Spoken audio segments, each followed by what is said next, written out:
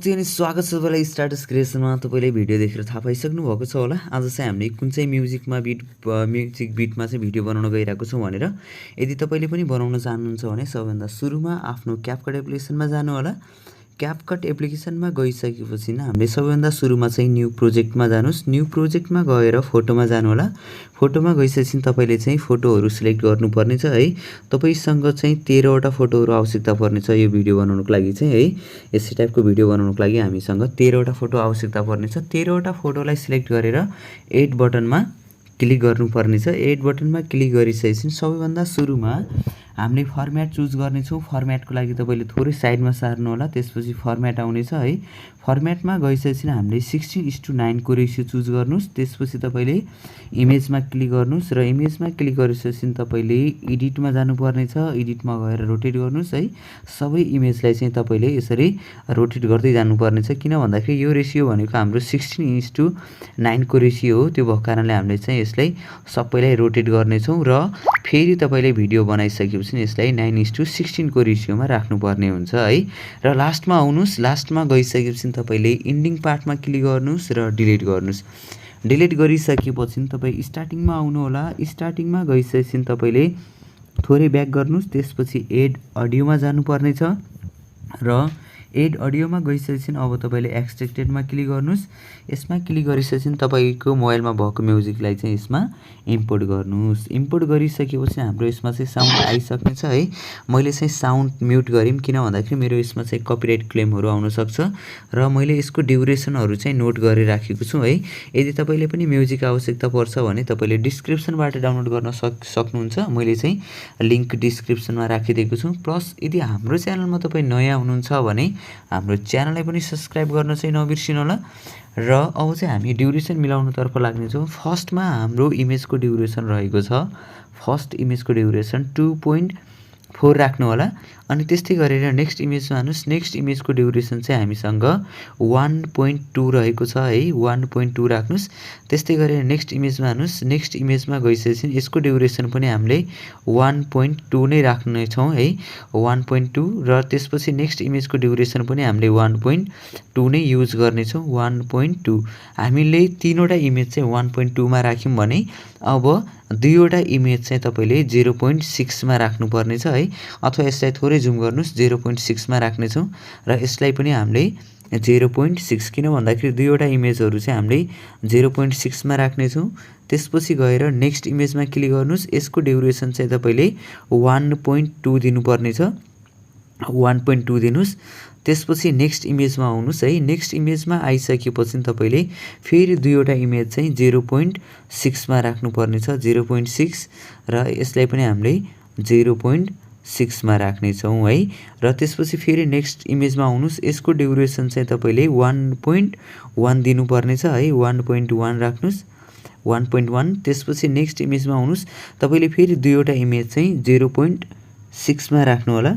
0.6 र second last इमेजको duration पनि तपाईले 0.6 नै राख्नु पर्ने छ। र लास्टको इमेजको ड्युरेसन तपाईले फेरि हामीले 1.3 मा राख्नु पर्ने छ है। 1.3 मा राख्नुस् र बाँकी रहेको म्युजिकलाई चाहिँ तपाईले स्प्लिट गर्न सक्नुहुन्छ। म्युजिकमा क्लिक गर्नुस् र स्प्लिट। यदि तपाईले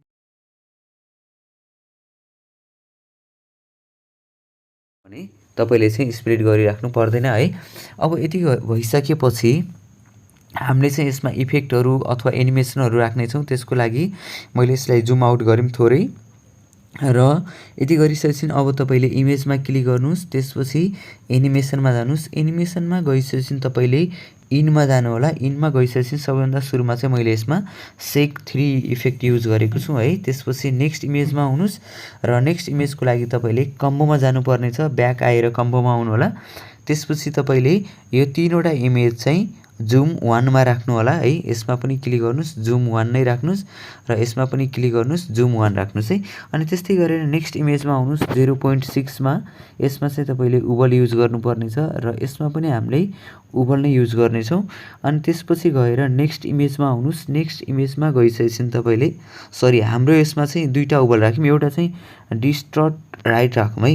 यदि गरिसकेपछि तपाईले फेरि नेक्स्ट इमेजमा आउनुस्। यसमा गइसकेपछि अब चाहिँ हामीले यसमा वबल राख्ने छौं। वबल राखिसकेपछि 2 मा चाहिँ वोबल राख्यौँ है। त्यस्तै गरेर नेक्स्ट इमेजमा आउनुहोस्। नेक्स्ट इमेजमा गइसकेपछि तपाईँले पेन्डुलम 1 राख्नुपर्ने छ। दुईवटा इमेज चाहिँ पेन्डुलम 1 राख्नुहोस्। अनि त्यसपछि फेरि नेक्स्टको इमेजमा क्लिक गर्नुहोस् र यसमा वोबल राख्नुहोस्। वोबल राखिसकेपछि हामीले फेरि दुईवटा इमेजमा चाहिँ पेन्डुलम 1 र यसमा पनि तपाईँले पेन्डुलम 1 नै राख्नुपर्ने छ र लास्टमा क्लिक गर्नुहोस्। यसमा चाहिँ अब तपाईँले डिस्टर्ट लेफ्ट राख्नुपर्ने छ है र यसलाई ओके गर्नुहोस्। ओके गरिसकेपछि अब तपाईँले इफेक्टहरू राख्न चाहनुहुन्छ भने इफेक्टहरू पनि राख्न सक्नुहुन्छ। जस्तै हामीले जुन ठाउँमा पेन्डुलम 1 राखेको थियौँ त्यो ठाउँमा चाहिँ तपाईँले यसमा चाहिँ वाटर ड्रपको साउन्ड राख्न सक्नुहुन्छ। वाटर ड्रप इफेक्ट चाहिँ त्यसको लागि हामीले दुईवटा इमेजको बिचमा आउनेछौँ र थोरै ब्याक आउनुहोस्। इफेक्टमा जानुहोस् र भिडियो इफेक्टमा गइसकेपछि तपाईँले पार्टी इफेक्टमा आउनु होला। पार्टी इफेक्टमा गइसकेपछि यहाँनिर हामीसँग रिपल इफेक्टहरू रहेको थियो। यसमा क्लिक गर्नुहोस् र यसलाई ओके गर्नुहोस् र यसको ड्युरेसन चाहिँ कहाँसम्म रहेको छ हाम्रो 0.6 सम्म। यसलाई पनि कपी गर्नुहोस् र यसलाई पनि हामीले 0.6 राख्नेछौँ। यति भइसकेपछि मैले चाहिँ यसलाई कपी गरेँ है। कपी गरिसकेपछि यसलाई थिचिराख्नुहोस् र थोरै ब्याक आउनु पर्यो है। जुन ठाउँमा हामीले 0.6 राखेको थियौँ त्यो ठाउँमा आउनेछौँ र यसमा पनि हामीले इफेक्टहरू राखिरहेको हो। यहाँनिर क्लिक गर्नुहोस्। इफेक्टमा क्लिक गर्नुहोस् र यसलाई पनि कपी गर्नुहोस् है। हाम्रो वाटर ड्रपको साउन्ड रहेको कारणले यहाँनिर चाहिँ वाटर ड्रप इफेक्टहरू युज गरेको। यति भइसकेपछि अब चाहिँ तपाईँले नेक्स्ट इफेक्ट राख्न चाहनुहुन्छ भने भिडियो इफेक्टमा जानुहोस्। त्यसपछि तपाईँले फ्रेममा जानु होला। फ्रेममा गइसकेपछि अब हामीले यसमा इफेक्टहरू युज गर्नेछौँ। एउटा हामीसँग नेक्स्ट इफेक्टहरू पनि आएको छ है, नयाँ इफेक्ट। तपाईँले यो इफेक्ट पनि राख्न सक्नुहुन्छ। यदि होइन तपाईँले चाहिँ लिड इफेक्ट नै युज गर्न चाहनुहुन्छ भने लिड इफेक्ट राख्दा नि भयो है। लिडमा क्लिक गर्नुहोस् र यसलाई डन गर्नुहोस् र यसको ड्युरेसन चाहिँ तपाईँले फुल लेन्थसम्म राख्नुपर्नेछ र मैले यसलाई थोरै तल गरेँ। थिचिराख्नु होला, त्यसपछि तल झार्नु होला र अब चाहिँ तपाईँले यसरी राख्नुहोस्। जुन ठाउँमा हामीले 1.2 राखेको थियौँ त्यो ठाउँमा फेरि इफेक्टहरू राख्नेछौँ। त्यसको ठाउँमा चाहिँ तपाईँले मेटर इफेक्ट राख्नु होला। मेटर इफेक्ट भनेको हाम्रो मुडमा जानु होला। मुडमा गइसकेपछि हामीले मेटर इफेक्टहरू युज गर्नेछौँ। त्यसको लागि थोरै तल आउनुहोस् है। यहाँनिर चाहिँ हामीसँग एउटा मेटर इफेक्ट रहेको छ। यसलाई क्लिक गर्नुहोस् र यसको ड्युरेसन हाम्रो यहाँसम्म रहेको छ 1.2 र यसलाई पनि कपी गरेँ मैले र यसलाई चाहिँ हामीले यहाँनिर राख्नेछौँ। यसको ड्युरेसन चाहिँ 1.1 रहेको थियो है। 1.1 राख्नु होला। यति गरिसकेपछि अब चाहिँ हामीले सेभ गर्नेछौँ। सेभ गर्नको लागि माथि अप्सन दिएको छ, यसमा क्लिक गर्नुहोस् र अब चाहिँ हाम्रो भिडियो सेभ हुनेछ। तपाईँलाई चाहिँ यहाँसम्म के कस्तो लाग्यो त्यस्तै प्रतिक्रिया दिन चाहिँ नबिर्सिनु होला।